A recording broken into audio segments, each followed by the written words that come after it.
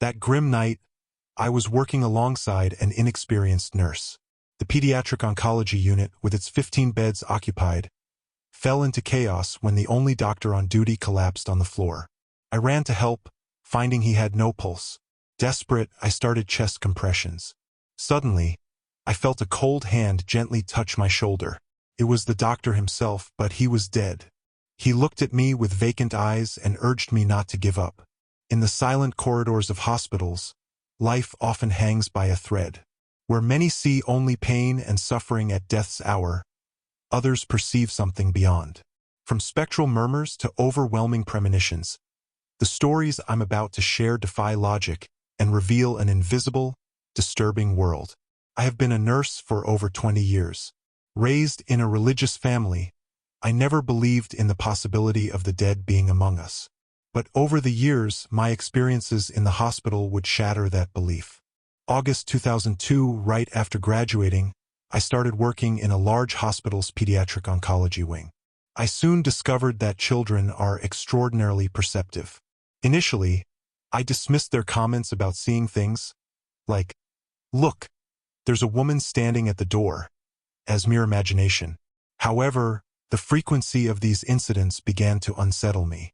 One night, I overheard two nurses in the break room. One, very disturbed, was considering quitting. The older nurse tried to comfort her.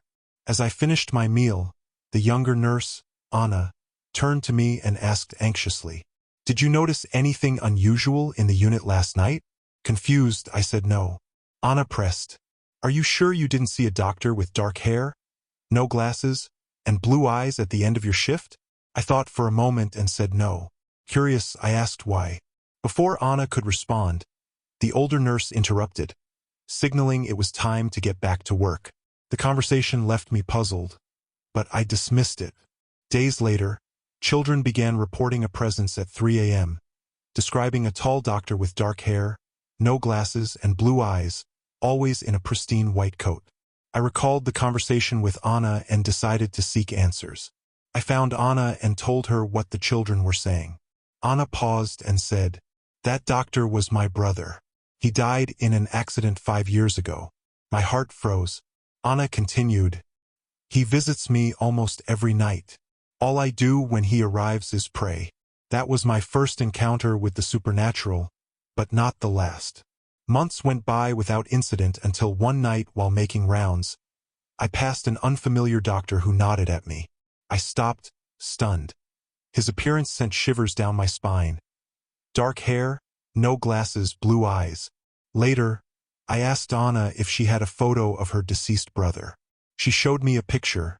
It was the same doctor who had greeted me. Over time, I grew accustomed to these inexplicable sensations, until one night everything seemed perfectly normal. I decided to check on a very sick girl one last time. As I entered her room, I felt a chill. The dim light flickered, casting eerie shadows. I checked the heart monitor, which was stable, but something felt off. A whisper filled the room, a chilling murmur from every corner. I looked around, but saw no one. The whisper turned into a soft cry, and a cold breeze made me shiver. In the corner, bathed in a pale light, was a girl with large, sad eyes. She floated slightly above the ground, her long white dress flowing as if underwater. I tried to speak, but no words came out.